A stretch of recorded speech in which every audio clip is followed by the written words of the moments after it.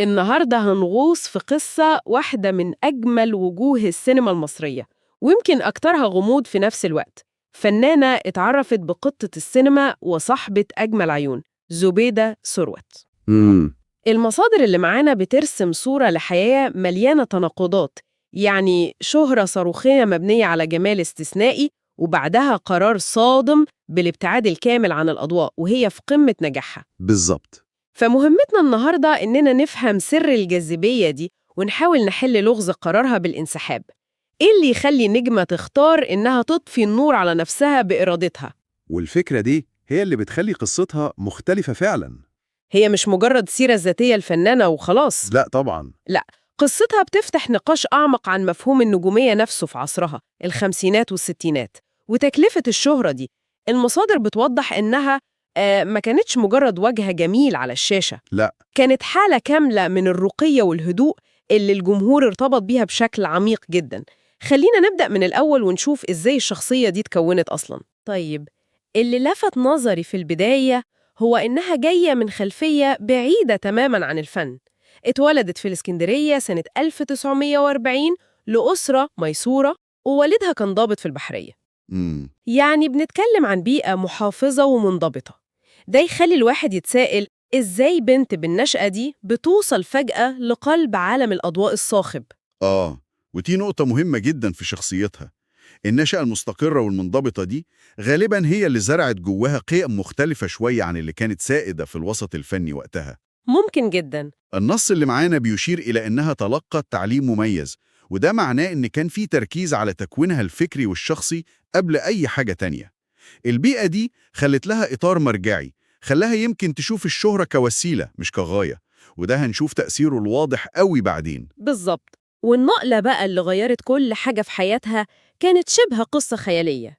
سنة 57 وهي لسه طالبة بتدخل مسابقة ملكة جمال مصر اللي نظمتها مجلة الجيل، أيوة. والمفاجأة إنها بتكسب.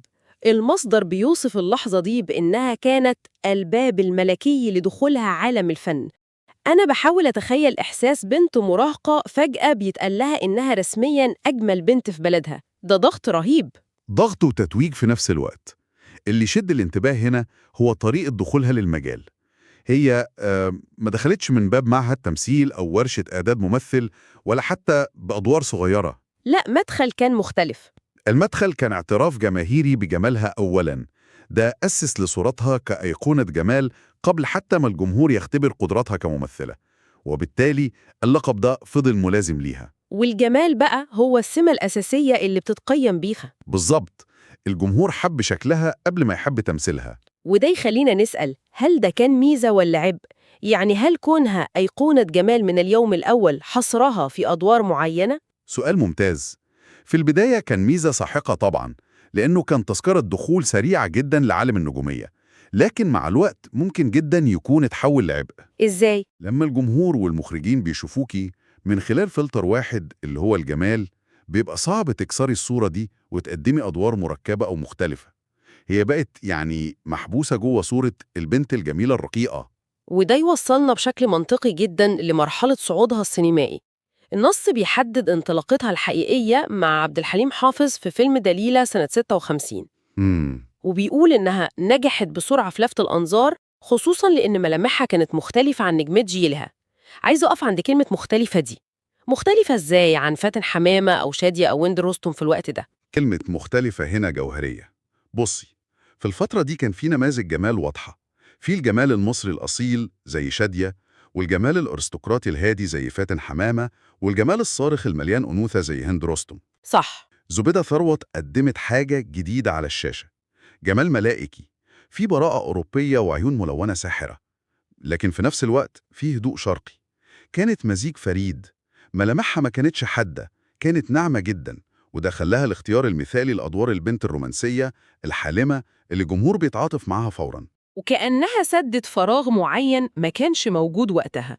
وبعدها طبعاً جت سلسلة الأفلام اللي رسخت الصورة دي. النص بيذكر أفلام أيقونية زي يوم من عمري، يوم من عمر ده لوحده حكاية. يعتبر دستور الرومانسية في السينما المصرية، وبرضه مع عبد الحليم. وفي بيتنا رجل مع عمر الشريف، والحب الضائع مع سعاد حسني ورشدي أباظة. ملاحظ إنها تقريباً مثلت مع كل نجوم الصف الأول في عصرها. وده دليل على حجم نجوميتها السريع. لكن خلينا نمسك فيلم زي يوم من عمري. الفيلم ده هو التجسيد الأمثل لصورة زبيدة ثروت. هي الأميرة الهربانة البريئة اللي بتقع في حب صحفي بسيط. كل تفصيلة في الدور كانت بتخدم الصورة دي. بالظبط. ملابسها، طريقة كلامها الهادية، نظرات عينيها الحالمة. الفيلم ده نجح نجاح كاسح لدرجة إنه رسخ في وعي الجمهور إن زبيدة ثروت وعبد الحليم حافظ بينهم قصة حب حقيقية. وده بيوريكي قد إيه الكيمياء بينهم كانت قوية وقدرتها على الإقناع في الدور ده. سيرتها الفنية زي ما المصدر بيوضح، هي ما حاولتش تتمرد على الصورة دي. النص بيقول إنها كانت غالباً بتجسد دور الفتاة الرومانسية الهادئة. هل ده كان اختيار منها ولا فرض من المخرجين والمنتجين؟ أعتقد إنه كان مزيج من الاتنين، لكنه في النهاية كان اختيار ذكي جدا. تكرارها للدور ده رسخ صورتها الذهنية بشكل محدد محدش قدر ينافسها فيه. يعني هي ما كانتش متنوعة زي سعاد حسني مثلاً. لا، سعاد حسني قدرت تلعب كل الأدوار من الكوميدي للتراجيدي. زبيدة ثروت اختارت ملعب واحد وبقت هي بطلته بلا منازع. هي عرفت نقطة قوتها وركزت عليها. ده اللي خلاها أيقونة للجمال والأنوثة في فترة الستينيات زي ما المصدر بيوصف. هي بنت علامة تجارية لنفسها لو هنستخدم مصطلحات اليوم. لكن الصورة المثالية الهادية دي على الشاشة هل كانت بتعكس حياتها الشخصية؟ غالباً الإجابة بتكون لأ. المصادر بتلمح لحياة شخصية أكثر تعقيداً. أكيد. بتتذكر إنها تزوجت 4 مرات، منهم ضابط بحري في بداية حياتها، وأنجبت 4 بنات. ده بيوحي ببحث مستمر عن الاستقرار اللي يمكن ما كانش موجود بنفس السهولة في حياتها زي ما كان في أدوارها. بالظبط. وده بيعمل انتقال طبيعي من الشخصية العامة للشخصية الخاصة. ذكر تفاصيل زي دي بيورينا إن ورا الوجه الملائكي ده كانت في إنسانة بتعيش تحديات حقيقية. الحياة الأسرية كانت محور أساسي في حياتها، سواء في استقرارها أو في اضطرابها. وده بيمهد للقرار الأكبر. القرار الأكبر والأكثر درامية في مسيرتها كلها، هم. قرار الاعتزال النهائي في أواخر السبعينات. المصدر بيقول السبب بشكل مباشر: فضلت حياتها الأسرية على الاستمرار في الأضواء. الكلام سهل، لكن القرار ده في الواقع زلزال. أكيد. فنانة في عز شهرتها، لسه جميلة ومطلوبة، بتقرر فجأة إنها هتختفي. ده شيء تقريباً مش بنشوفه النهاردة. وهنا بنشوف إزاي نشأتها الأولى اللي اتكلمنا عنها لعبت دور. قرار زي ده بيعكس أولويات مختلفة تماماً. بالنسبة لكثير من الفنانين، الفن هو الحياة، والشهرة هي الأكسجين. صح. بالنسبة لها واضح إن الشهرة كانت وظيفة أو مرحلة، والحياة الحقيقية كانت في مكان تاني.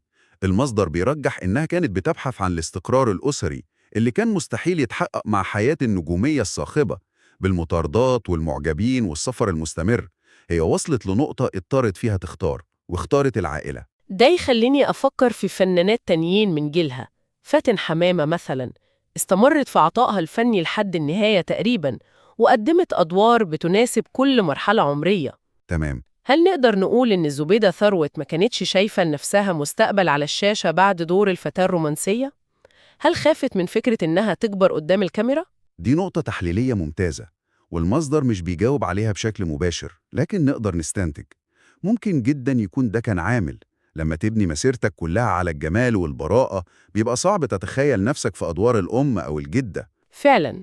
يمكن هي فضلت إن الجمهور يحتفظ بصورتها الشابة في أوج جمالها، بدل ما يشوفها بتتغير مع الزمن. الانسحاب في القمة هو طريقة للحفاظ على الأسطورة سليمة، مجمدة في الزمن. ده قرار فيه قدر كبير من التحكم في السردية الخاصة بيها. والمثير إنها ما اكتفتش بالاعتزال بس، هي عملت انسحاب كامل من الحياة العامة. النص بيأكد إنها ابتعدت تماماً عن الوسط الفني وسافرت خارج مصر لفترة طويلة، أيوة. كأنها كانت بتمحي أي أثر لحياتها القديمة. ده مش مجرد اعتزال، ده اختفاء متعمد. والسفر للخارج ده هو الدليل الأقوى على رغبتها في الخصوصية المطلقة. في مصر حتى لو معتزلة هتفضل طول عمرها زبيدة ثروت. الناس هتعرفها في الشارع، الصحافة هتحاول توصل لها. أكيد. السفر للخارج أتاح لها فرصة إنها تكون مجرد إنسانة عادية، زوجة وأم، بعيد عن أي لقب أو تاريخ. ده بيورينا حجم التضحية اللي كانت مستعدة تقدمه عشان الحياة اللي هي عايزاها. الشهرة بالنسبة لها كانت قيد مش حرية. مصر في سنواتها الأخيرة وعملت لقاءات نادرة جدا.